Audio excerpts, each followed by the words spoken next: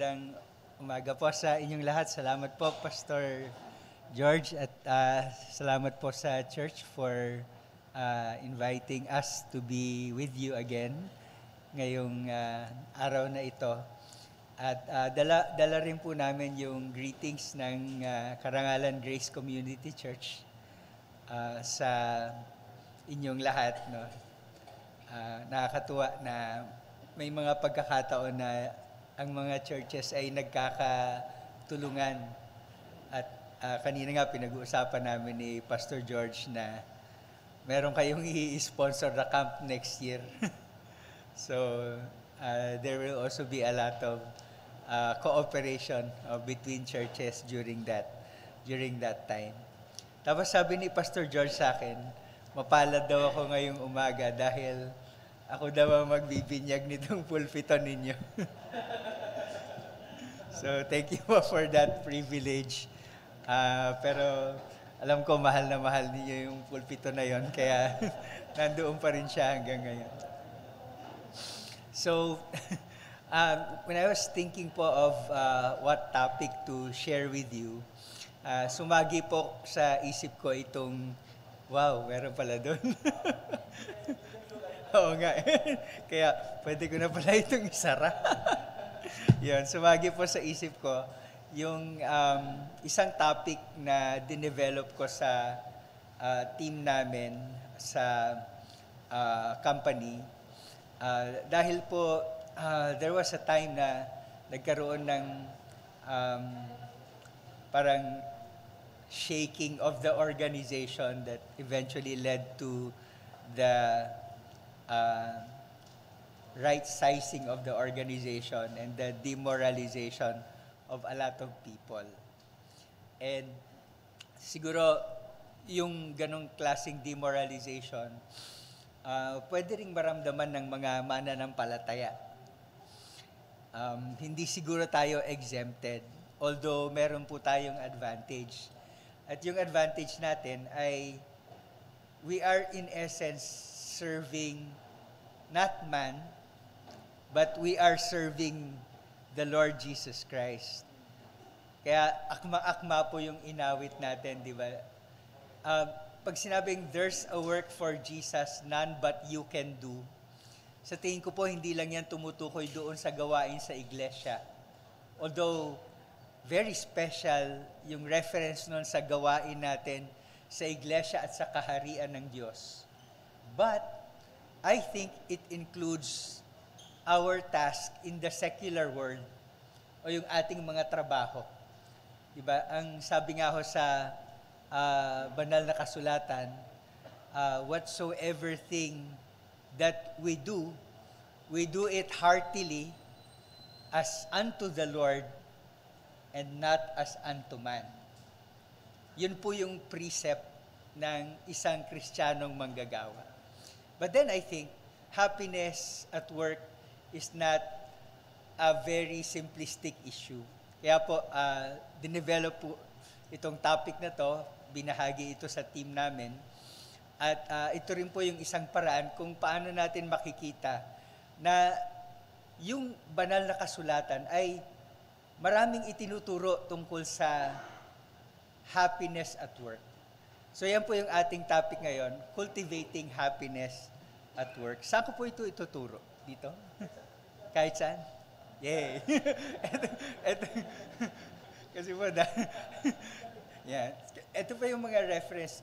Yung una po comes from actually a business article and of course, yung banal na kasulatan. Yung paghahanap po ng kasiyahan ay iniisip ng iba na elusive objective. Parang hindi natin talaga yan mahuhuli kasi depende yan sa tao. Pero over time, nakikita po na may mga prinsipyo, may mga mekanismo na nagko-contribute sa kasiyahan. No? At higit na mahalaga pa, ang Biblia mismo, ang salita ng Diyos na itinuturing nating gabay ng ating pamumuhay, ay may mga mahalagang itinuturo, mahalagang karunungan na patungkol sa pagkakaroon ng kasiyahan sa ating trabaho. Kaya nga po, dahil dito, gusto kong gawing paksa yung mga prinsipyo at mga estratehiya na pwede nating gawin, no, para malinang natin yung kasiyahan natin sa ating pagtatrabaho. Now, of course, hindi lamang po ito applicable doon sa trabaho nating secular, no, na although that is the main intent, pero applicable din naman po ito doon sa trabaho ng mga naglilingkod sa iglesia. No? It goes the other way around. Okay. So, mga principles and strategies po ang ating pag-uukulan ng pansin. Pero bago po yan, ay mahalaga po na ating makita ang pagkakaiba at ang koneksyon ng tinatawag nating joy and happiness. No? Kasi magkaiba po sila. No? Happiness and joy are not the same, but they are related. So kapag sinabi po nating happiness, ito po ay pleasant emotional response. No? So damdamin po yan. No? Ang happiness ay isang damdamin. Pleasant emotional response to a positive external circumstance. So may magandang nangyayari sa labas, merong magandang happening. Kaya, meron tayong nararamdaman na happiness. At hindi lamang po yun, pwede rin po siyang pleasant emotional response to a positive outlook on an external circumstance. Kasi meron din naman pong mga hindi magagandang nangyayari. Pero yung tao, meron siyang positibong pananaw doon. Like, optimistic siya na sa kabila nung hindi magandang pangyayari, it can turn out for good later on. And because of that, he can have a positive emotional response. Pwede pa rin siyang maging masaya. Okay? So, yan po yung sinasabi nating happiness. No? And it is affected by external circumstances. No? Yung mga what is happening outside of me or how I look at what is happening outside of me. Okay? But joy, on the other hand, joy is a heartfelt sense of blessedness. So, yung joy na nararamdaman natin sa ating puso ay dahil sa pagkilala natin na tayo ay pinagpala.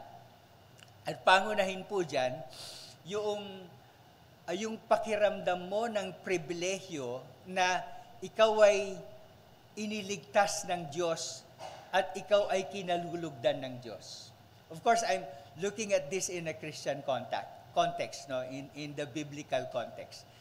Kinalulugdan tayo ng Diyos, iniligtas tayo ng Diyos, kaya we feel very privileged. No? Kumbaga, no, we have been blessed and we have been favored by God, so we feel this privilege, and this privilege, this sense of privilege is called joy. No? So, it is independent of external circumstances. So, whether or not maganda yung nangyayari sa labas, whether or not maganda yung sitwasyon natin na temporal, ay hindi nagbabago yung katotohanan na tayo ay iniligtas ng Diyos, tayo ay kinalugdan ng Diyos dahil sa Panginoong Hesus, kaya hindi magbabago yung joy. The joy is still there, independent of what is happening around us. And this joy often leads to happiness.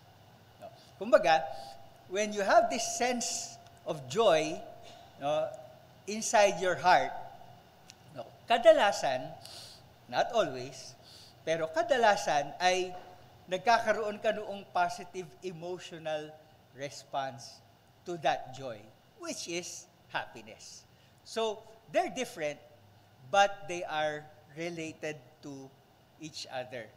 So, kung titignan po natin, no, ang sinasabi ng salita ng Diyos sa 1 Peter 1:8, though you have not seen Him, you love Him. Though you do not see Him, you believe in Him and rejoice with joy inexpressible and filled with glory, obtaining the outcome of your faith, the salvation of your souls. So kita niyo po yung connection nung joy inexpressible. Na?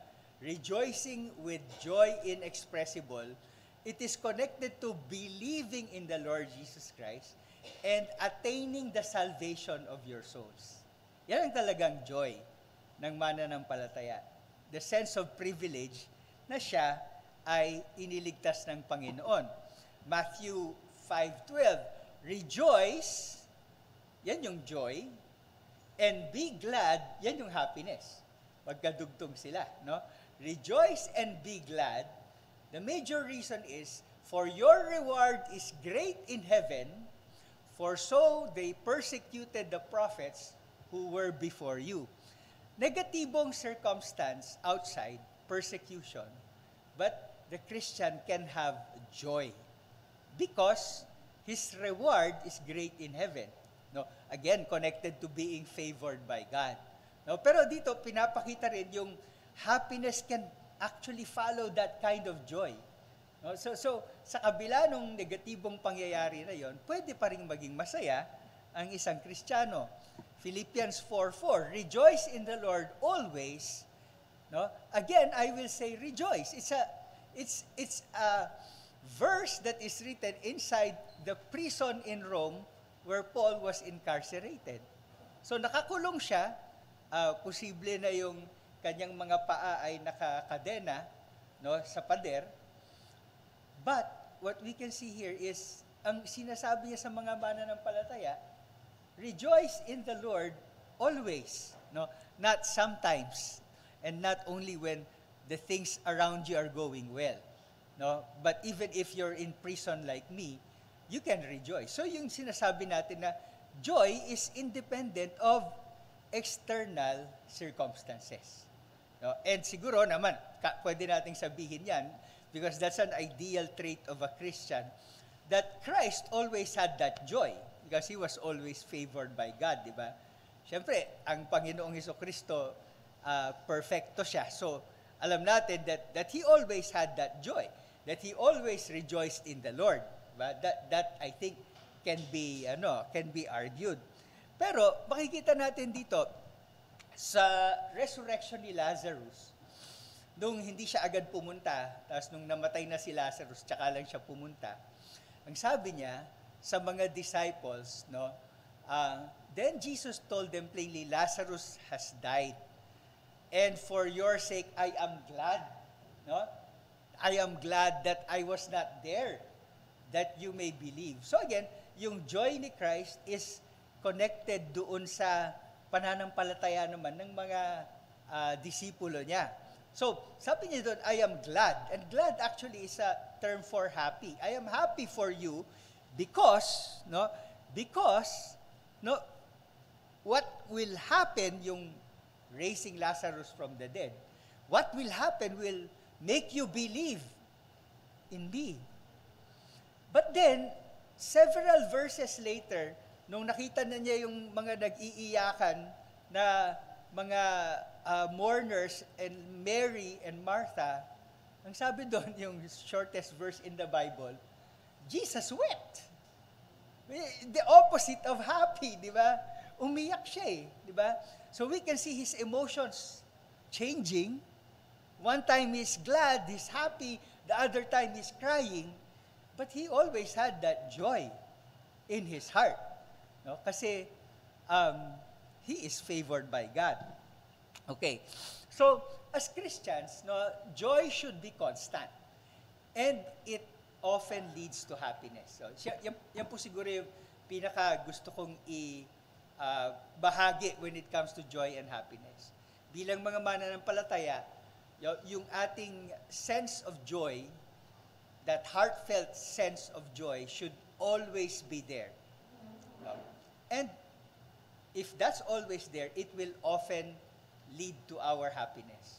Pero i-apply po natin yan. Number one, no, we have to remove our focus from finding happiness because we will only be frustrated. Diba, si Solomon sa Ecclesiastes, he tried to find the meaning of life, which is basically no, paano maging masaya sa buhay. The meaning of life outside of God. So he tried everything. He tried wine, women, and song, and knowledge, and projects, and what have you. And in the end, he said, vanity of vanities, all is vanity. No? So, walang saysay. But then, when he concludes, he said, no, let's hear the conclusion of the matter. We fear God, we keep His commandment. No? Life will only be meaningful in the context of fearing God and keeping His commandments.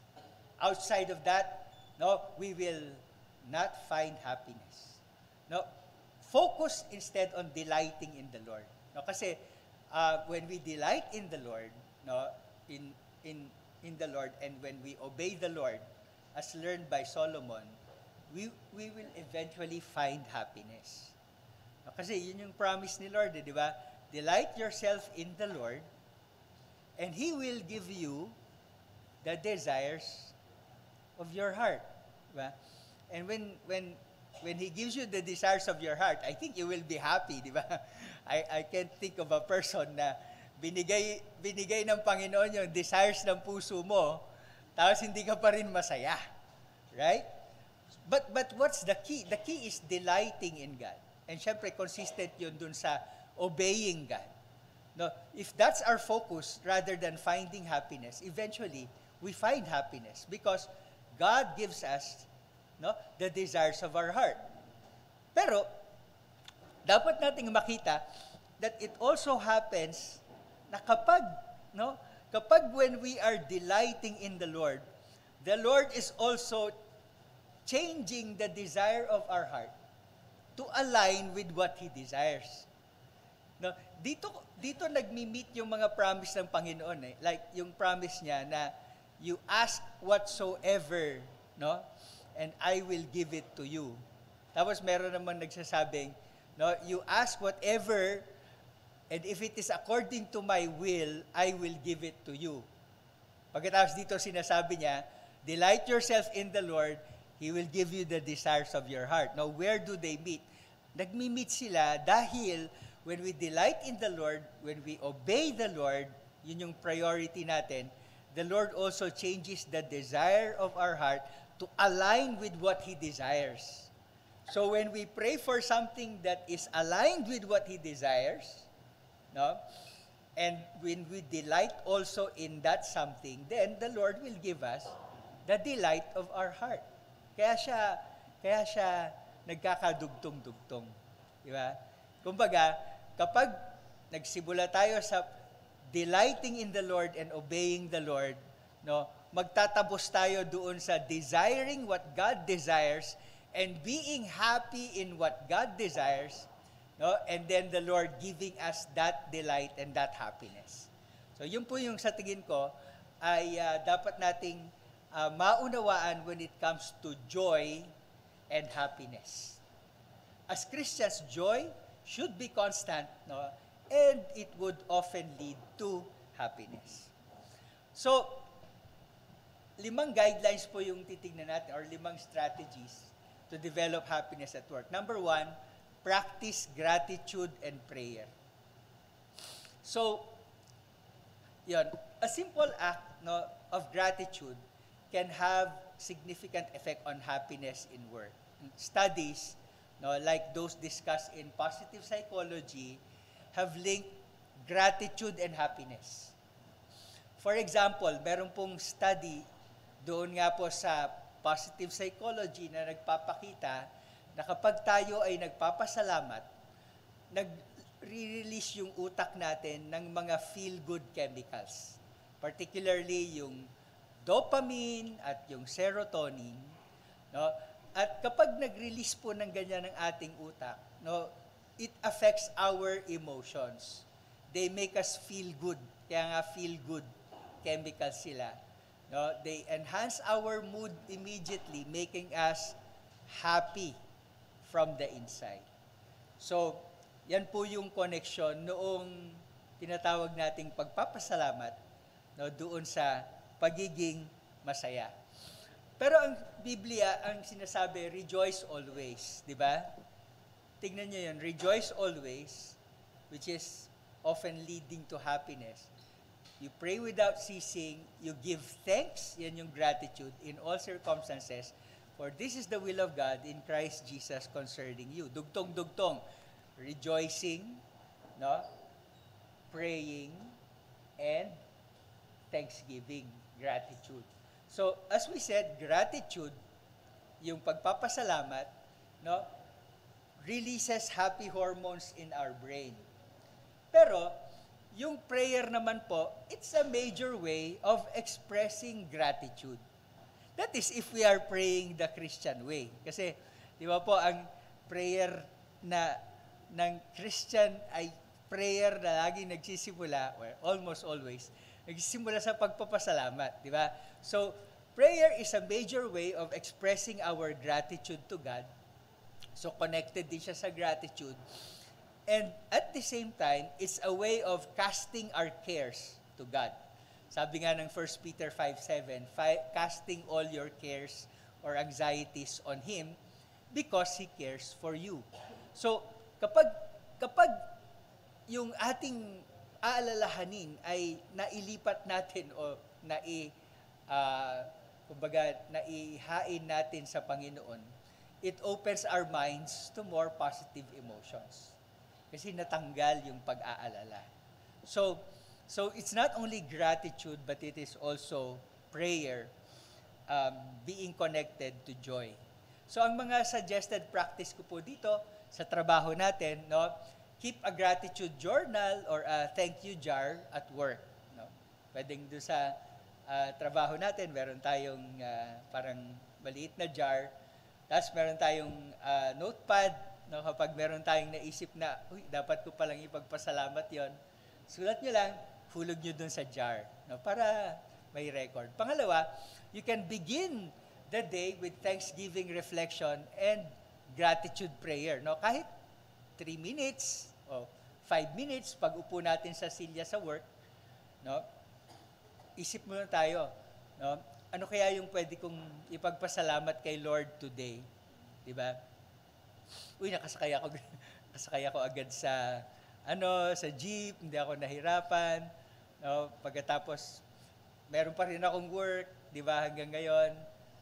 May ipapakain pa rin ako sa pamilya ko, 'di ba? Tapos then after that, you thank God briefly. Kahit 5 minuto lang 'yon sa umpisa ng pagtatrabaho, naka-focus na tayo agad sa gratitude and prayer.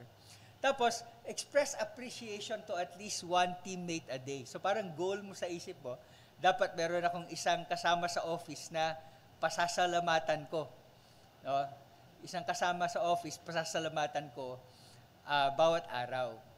So pwedeng iba-iba sa iba-ibang araw. So pwedeng email, pwedeng meeting, pwedeng habang kumakain kayo, meron kang pinagpapasalamatan kasi it's something that goes back to you rin, di ba? No, it's something that creates happiness when you give gratitude. Yeah. So pangalawa po ay cultivate positive relationships at work. So linangin natin yung mga positibong relasyon sa ating pagtatrabaho. So cultivating positive relationships is fundamental, no, to happiness and well-being. No, yung strong connections provide a sense of belonging, support, and companionship that can significantly impact mental and emotional state.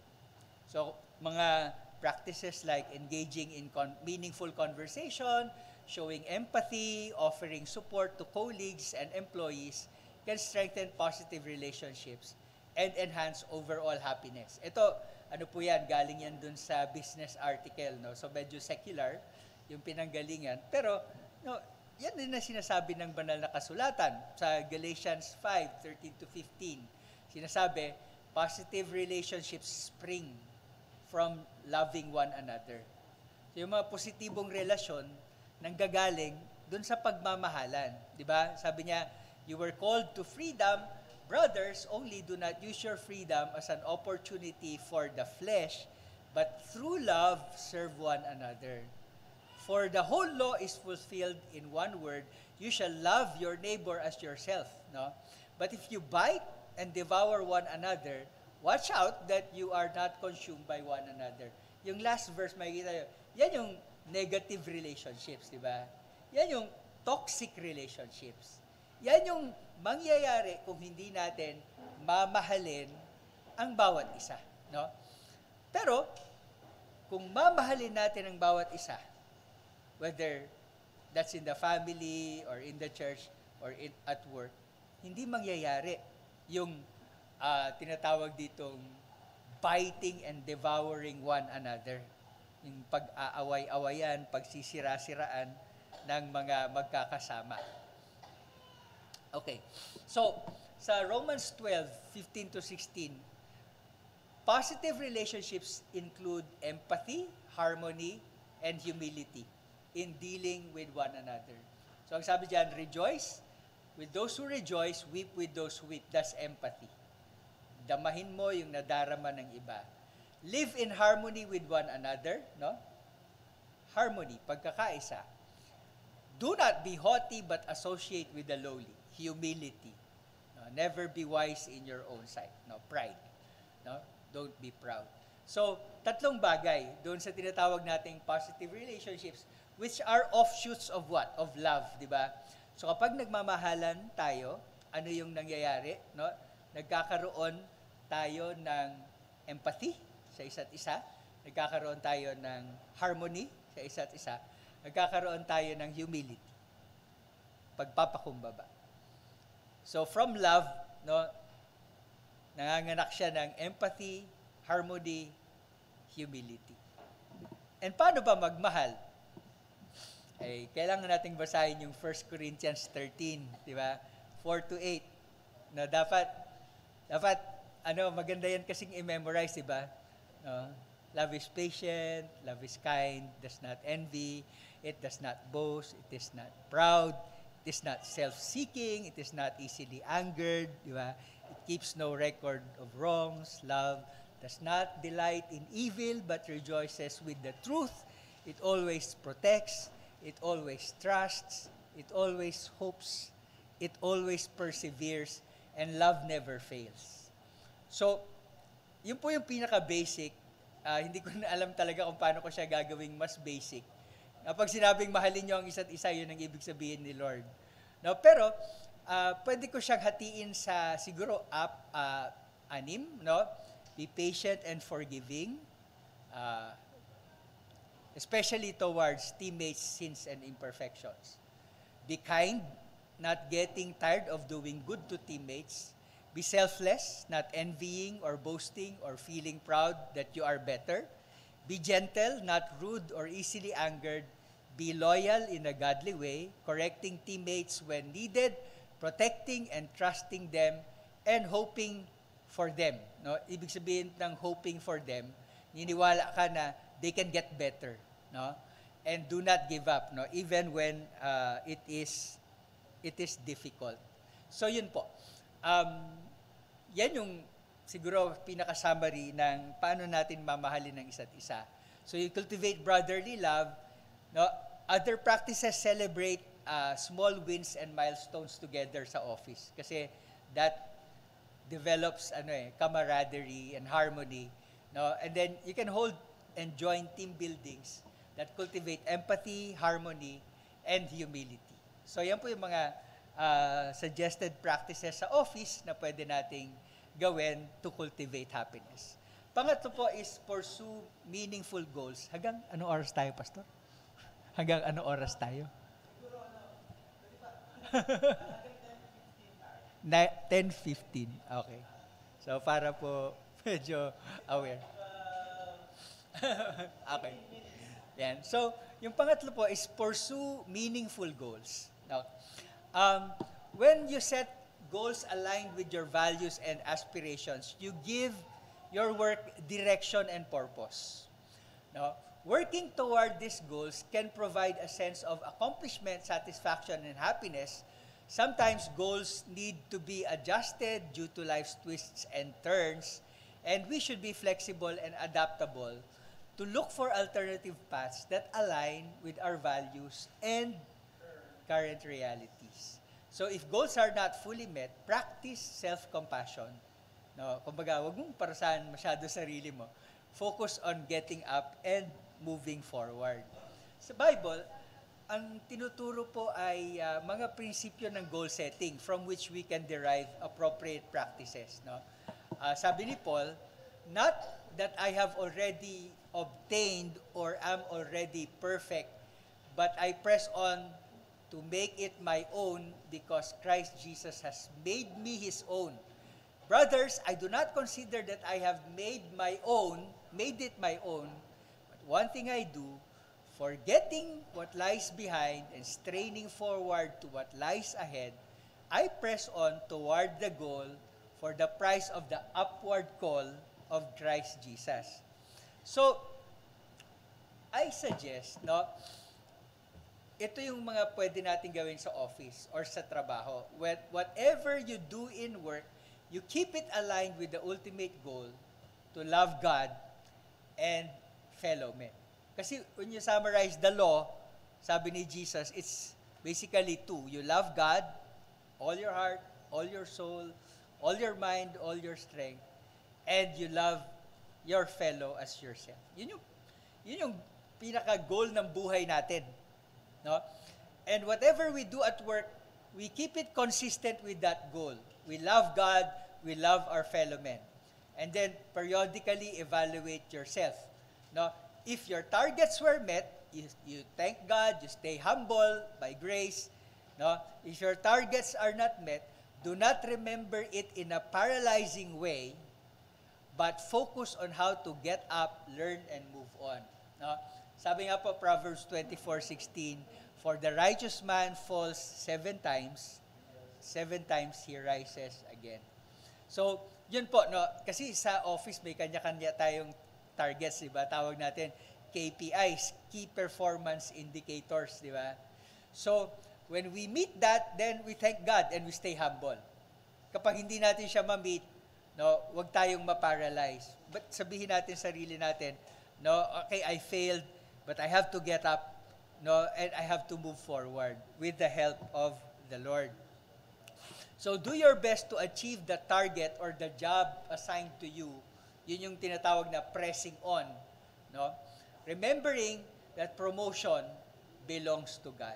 Diba? Kasi minsan the frustration is we are doing our job well pero we're not being promoted. Diba? Parang nababangko tayo palagi. No? But Ecclesiastes 9:10 says, whatever your hand finds to do, you do it with all your might. Diba? At agdagdag na natin Colossians 3:23, diba? You do it heartily as unto the Lord. Pero sa Psalm 75 verses 6 to 7, ang sabi, for promotion and power come from nowhere on earth, but only from God. He promotes one and deposes another. So, hindi mo problema yung promotion eh. Hindi mo siya dapat maging primary concern kasi when it is time to promote you, di ba? God will promote you and nothing can stop that. Di ba? So, just focus on doing everything with all your might and God will take charge of the promotion in His proper time. Now, be kind to others. Number 4, kindness is doing good to others. Nabanggit na natin siya sa love, di ba? It's a very important facet of love. Engaging in acts of kindness not only benefits others, but can also contribute to happiness. No? Kasi, ito, isa pa, performing acts of kindness releases feel-good hormones in the brain called oxytocin. So, meron na tayo kanina serotonin, no? Meron na tayo dopamine, no? Meron pa tayong oxytocin dito. Puro mga happy hormones yan. So, parang ito yung magandang ginawa mo, di ba? Bumabalik sa'yo eh, di ba? Kasi kapag when you do acts of kindness, your brain releases happy hormones, no? Feel-good hormones. Okay. So, sabi sa Ephesians 4:32, no? Be kind to one another, tender-hearted, forgiving one another as God in Christ forgave you. A kind person does not only do good to others, but understands what others are going through, parang empathy rin yan, no? And forgives others like Christ forgave himself. Or that like Christ forgave him. So, when we look at it, yung kind person, meron siyang tatlong traits. No? Mapaggawa ng mabuti, mapag-unawa sa kapwa, no? At mapagpatawad. No? That's the kind person, no? If we look at scriptures. Okay, so, practices. Regularly plan to do acts of kindness to your teammates. So, kumbaga, ang goal mo sa isang araw, not just to perform your work, but to do something good to someone at work. So, example lang, no? Greeting a teammate with a smile, madali lang gawin yun, di ba? Saying good morning, no? From the heart, holding the door open, no? Especially for the female office mates, di ba? Kasi minsan nakakalimutan na yan. No?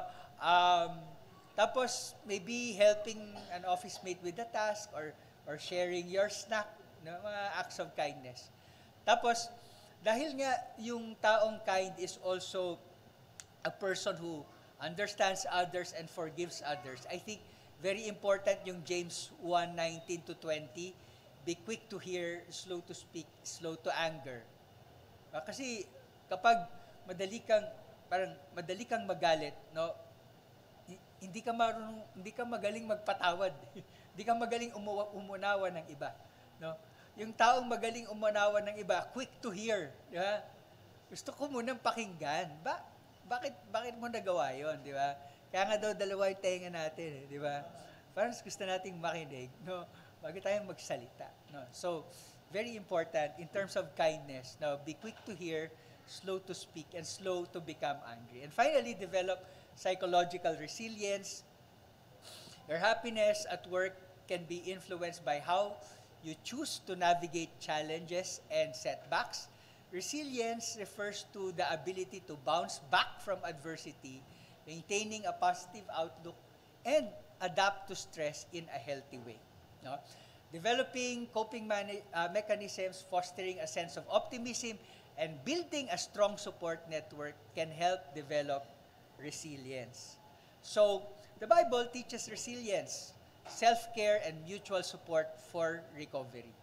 Pag tignan po natin, Proverbs 25:16, nabasa natin kanina, the righteous man falls 7 times, no? 7 times he rises again. Kumbaga, walang panahon na ang anak ng Diyos babagsak na hindi natatayo. Di ba? Yun yung resilience, no? Mark 6:30-32. No? Yung mga apostol, di ba, nangaral sila, pinadala sila ni Lord as teams to evangelize.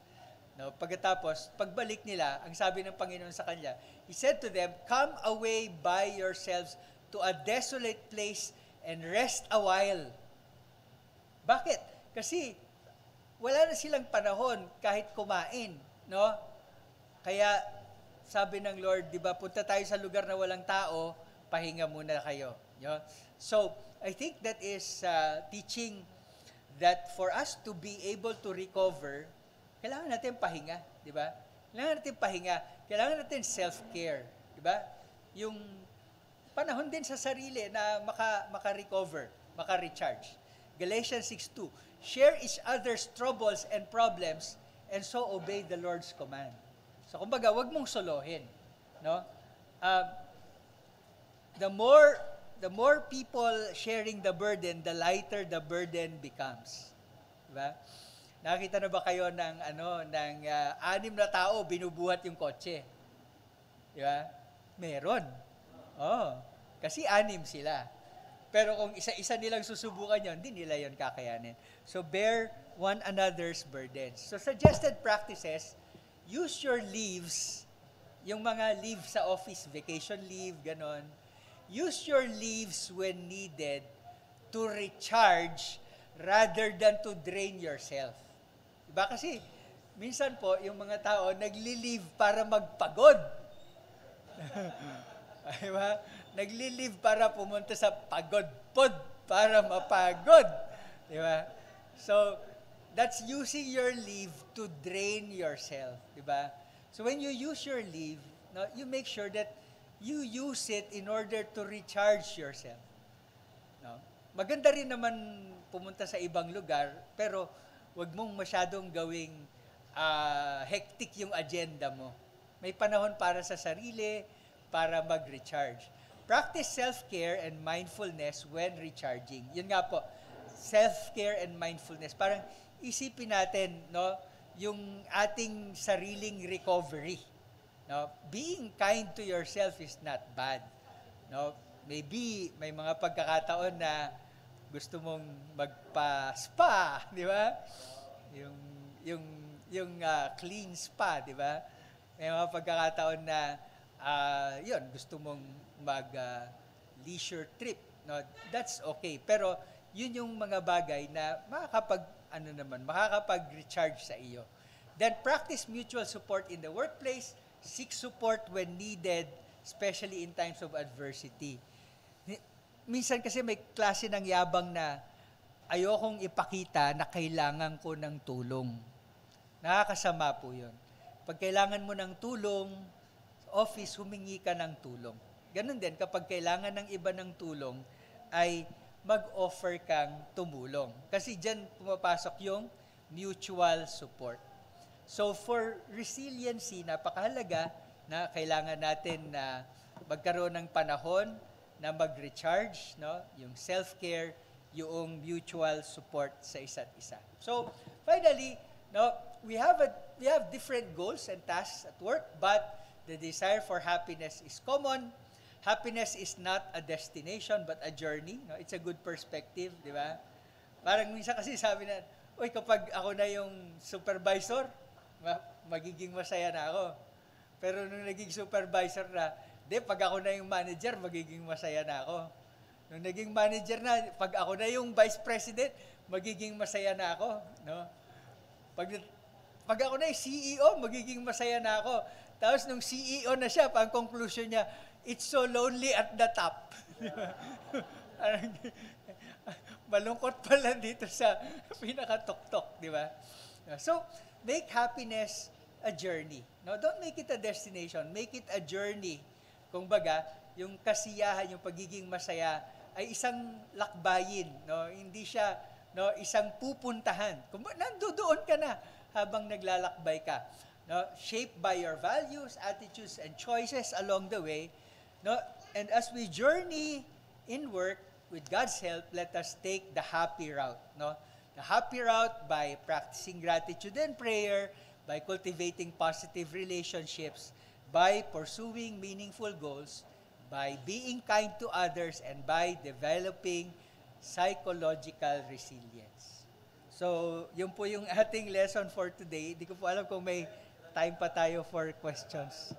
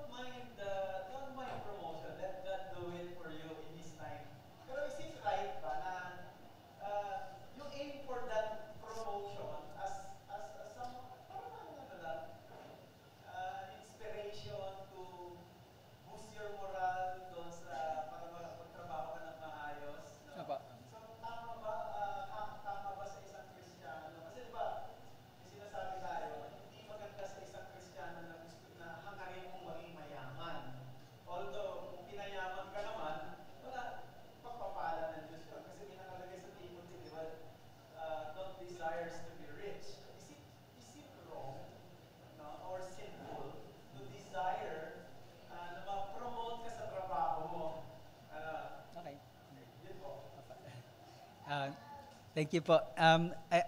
Thank you for asking that, no, kasi may importanteng clarification. Ako po, ang aking paniwala is, as a Christian, we need good testimony at work. Okay? So kailangan po yung patutuo natin sa trabaho ay the serving of the Lord Jesus Christ. No? And I believe that part of that, no, is nakikita nung mga kasama natin, nakikita nung boss natin, yung ating pagsisikap. And dahil nakikita yung pagsisikap, I think one of the things that the world also looks at is how we progress in work. Di ba? So, for me, it is not wrong na kapag tayo ay nagtatrabaho, no, ay iniisip natin na darating yung araw, no, na makikita ng boss natin, nang i-evaluate sa atin yung kasigasiga natin, and then we will be promoted to the next level. No, it is not essentially a wrong desire. But what Scripture clearly condemns is selfish ambition. I think it's a matter of the motive, di ba? Gusto kong maging bisor, no? Kasi as part of a good testimony, maganda rin naman nakikita yung progreso ko sa trabaho, at bilang isang bisor ay meron akong mga kayang baguhin na makakabuti sa mga tao. So I don't think that is selfish ambition. Di ba? Kasi makikita mo doon yung motive to glorify God, yung motive to do good to men. I don't see any problem with that. No? Pero pag sinabi mong gusto ko maging bisor, no, para mainggit sa akin itong mga taong ito na nakikipagkompetensya sa akin, para tumaas ang aking sweldo at mabili ko yung pinakabagong cellphone, then that becomes selfish ambition. So, for me, it's a matter po of the motive. I think if the ambition is, if the ambition is mixed or is motivated by a selfish motive, I think it becomes essentially a sinful ambition. No? Pero sabi rin ni Paul, di ba, make it your ambition to lead a quiet life.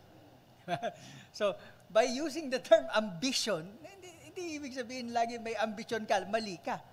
But when you are motivated by selfish interests, kaya ka nag-aambisyon, doon po siya nagiging mali. Okay, maraming salamat, Albert. Meron siya tanong. Related po sa tinanong ni Pastor. Disclaimer hindi po ito. So, mas karamihan po sa mga umalis ng kapatid, because like for example, is alone. So, is it valid po ba as Christians to felt disappointed kapag meron sila kasi na yung metrics nila, yung targets na nililapad sa kanila, yung nila mag-steal, mag-promote yung mas natin, they felt disappointed. Is it valid po for Christians to felt that way and mag-iis na dyan para umalis sa workplace niya at Okay. So, we are people and we have emotions. So for me, kapag halimbawa na-meet mo yung metrics mo, no, alam mo yung targets mo, no, na monitor mo siya, alam mong na-meet mo siya, tapos binagsak ka sa evaluation, kunyari, o kaya lumalabas na qualified ka for promotion tapos hindi ka pinromote, ganun. I think it is perfectly valid to feel disappointed and sad.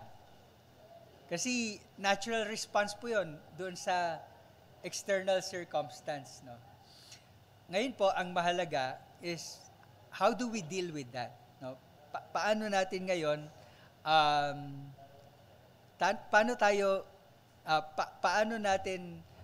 how do we move on? No? Paano tayo mag-move on doon sa katotohanan na it has been very disappointing and siguro objectively talagang disappointing yung nangyari sa ating trabaho.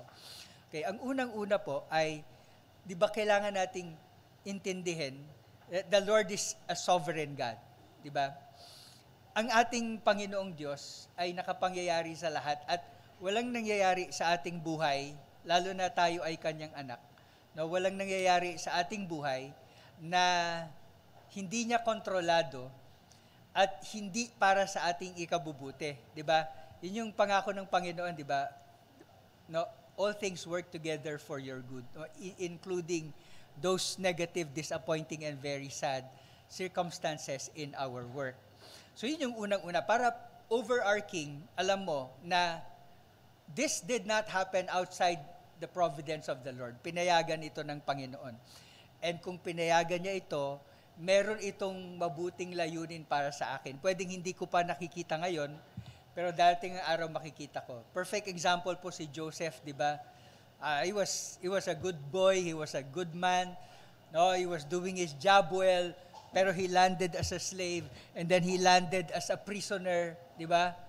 Pero when the time came na it was ripe, God, bang, promoted him to Vice Pharaoh of Egypt, di ba? So I think yun yung magandang tignan na modelo. No? So what do you do? No? Number one, pwede kang mag-resort to the Lord in prayer. Express mo yung disappointment mo sa Kanya. No? Diba? Yung cast all your cares upon Him. Iiyak mo sa Kanya yan, lahat-lahat. Then you express your trust sa Kanya na, Lord, sa kabila nito, nagtitiwala po ako na meron pa rin kayong magandang layunin. Then you pray na, Lord, sana in due time, no, ay makikita ko yung layunin na yon. But Lord, for the meantime, pagbubutihin ko pa rin po ang aking trabaho. So for me, it's not like your signal na exit na ako. Diba? Gawin natin yon na hiwalay na issue. Diba? Ihiwalay natin yung issue na yon. So halimbawa, at that time na merong sigalot, sa iyong damdamin, may dumating na opening, no? Huwag mong gawing dahilan yung sigalot para i-grab yung opening. No? Parang treat mo siya as a separate issue. Yung separate issue na yon is kalooban ba ni God, no? Kalooban ba ni God na umalis ako sa trabaho ko ngayon at ako ay lumipat dito. Then you list your pros and cons. No? You seek for counsel, you pray about it, before you make the decision. So yun po yung, I hope that helps. Doc, siguro lang, hindi mo maikaili mga sagot galing. Maraming tanong eh. Ay, di ba? Ito, una ay, Pastor, yung balancing act between being hardworking, having an achiever mindset, versus being content, being contento, but not being complacent. Any thoughts po pagdating dito? Pangalawa, how can we, ito naman, yung palagay ko, medyo hindi ko related dito sa una. Pero yung, paano daw po, kung, paano i-deal yung amo mo, na mainipin ng ulo, laging galit, no? Tapos, syempre, yung mga kasama mo, affected na rin, ikaw na lang Christian. Pagka naman sinabi mo, okay lang yan, parang ikaw na ang kontrabida, parang kakampi mo na yung boss mo, parang baliwala lang sa'yo.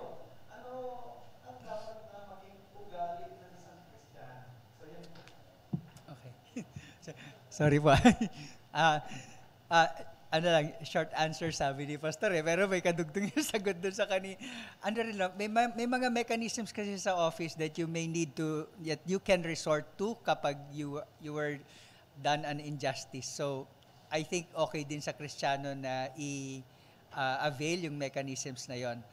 Okay, yung tanong po ngayon, being content and being hardworking, sa tingin ko po walang contradiction silang dalawa.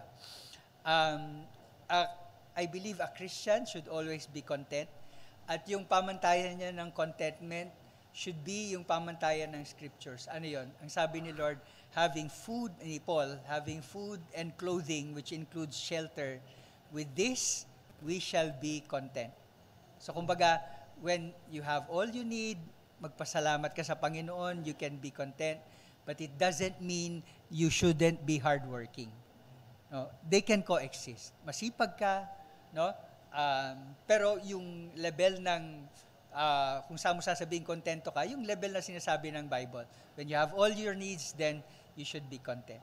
Yung boss po na magagalitin, ang mga pwede natin gawin, una is, well, if meron kang access sa Kanya, no? Well, number one, siguro, pinaka-number one, ipanalangin natin siya. Di ba?